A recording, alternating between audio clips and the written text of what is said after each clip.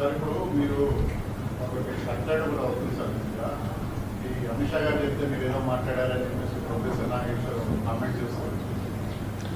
అంటే ప్రొఫెసర్ నాగేశ్వరరావు గారి పైన నాకు చాలా గౌరవం ఉందండి. అంటే నేను సభాపతిగా ఉన్నప్పుడు ఆయన శాసన మండలి సభ్యులుగా ఉన్నారు, సీనియర్ ఆయన. ఎందుకు ఆ విధంగా మాట్లాడారో నాకు తెలియదు, ఎవరు మాట్లాడారో కూడా తెలియదు. అది పూర్తిగా అవాస్తవం. అది దయచేసి ఆయన ఉపసంహరించుకోవాలి. అది కరెక్ట్ కదా ఇన్ఫర్మేషన్. ఎందుకంటే జనసేన పార్టీ ఎప్పుడు కూడా ఆంధ్రప్రదేశ్ రాష్ట్ర ప్రజలు బాగుండాలి, ఎన్డీఏ కూటమిలో మా బాధ్యత, కూటమి మరింత బలోపేతం అవ్వాలని పవన్ కళ్యాణ్ గారు ఎప్పుడు కూడా అహర్నిశలు కృషి చేస్తూ ఉంటారు. ఇతర పార్టీల గురించి మేము వెళ్ళి చర్చించాల్సిన అవసరం అసలు లేదు. ఆ సంభాషణ అసలు ఏనాడు కూడా జరగలేదు. అది చాలా పొరపాటు. అది నాగేశ్వరరావు డెఫినెట్గా అది విత్డ్రా చేసుకోవాలని బాగా. అందరికీ నమస్కారం. గత 2 రోజులుగా మనం సోషల్ మీడియాలో చూస్తున్నాం ప్రొఫెసర్ నాగేశ్వరరావు గారు మాట్లాడిన వీడియోని.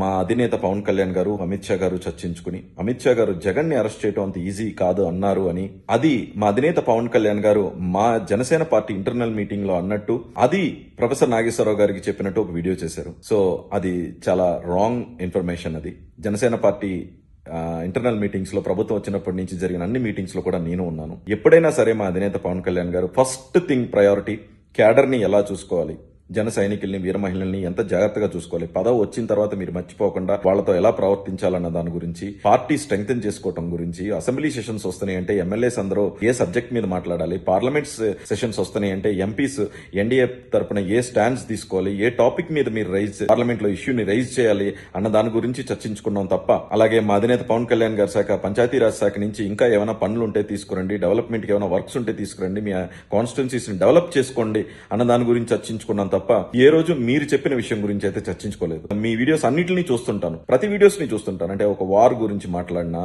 లేకపోతే ఒక సైన్స్ అండ్ టెక్నాలజీ గురించి మాట్లాడినా, పెట్రోల్ ధరల గురించి మాట్లాడినా, లేకపోతే డాలర్ గురించి మాట్లాడినా, అండ్ నేషనల్ పాలిటిక్స్ గురించి మాట్లాడినా, జియో పాలిటిక్స్ గురించి మాట్లాడినా, సైకాలజికల్ గా ఒక మనిషి ఎంత ఎదిగినా ఒదిగి ఉండటం ఎంత ఇంపార్టెంట్ అన్న విషయం వరకు అన్ని వీడియోస్ ని నేను చూసి ఫాలో అవుతుంటాను. ఎందుకు ఇవన్నీ చూసి మిమ్మల్ని ఫాలో అవుతున్నాం అంటే, చాలా కరెక్ట్ ఇన్ఫర్మేషన్ తో మాట్లాడతారు, వెరిఫైడ్ డేటాతో మాట్లాడతారు, చాలా ప్రజలకి అందరికీ అర్థమయ్యేలాగా సింపుల్ భాషలో చెప్తారు, ఎక్స్ప్లెయిన్ చేస్తారన్న దాని గురించి ఎవరు ఏ స్థాయికి వెళ్ళినా మీ వీడియోస్ చూసి ఫాలో అవుతుంటారు. సో మరి ఫస్ట్ టైం మీరు మీ ప్రొఫెసర్ నాగేశ్వరరావు గారు బ్రాండ్ ని వదిలేసి ఒక చెట్టు కింద కూర్చుని రాజకీయ కథలు మాట్లాడుకునే వాళ్ళగా మీరు మాట్లాడారు. ఈ విషయాన్ని అయితే మాత్రం 100% మీరు ఓ చెట్టు కింద కూర్చుని, ఒక టీ షాప్ లో కూర్చుని, సాయంత్రం పూట పొద్దు తోచక మాట్లాడే ఒక ఇన్ఫర్మేషన్ మాట్లాడుకునే ఒక ఇన్ఫర్మేషన్ తీసుకొచ్చి ఇలాంటి మీ ఛానల్లో మిక్స్ చేయటం, మీ వీడియోస్ లో మిక్స్ చేయటం అనేది చాలా బాధాకరమైన విషయం. సో ప్రొఫెసర్ నాగేశ్వరరావు గారు, ఇక నుంచైనా ఎప్పుడులాగే మీరు పర్ఫెక్ట్ గా వెరిఫైడ్ డేటాతో మెంబర్ ఆఫ్ పార్లమెంట్స్ అయినా, మినిస్టర్స్ అయినా,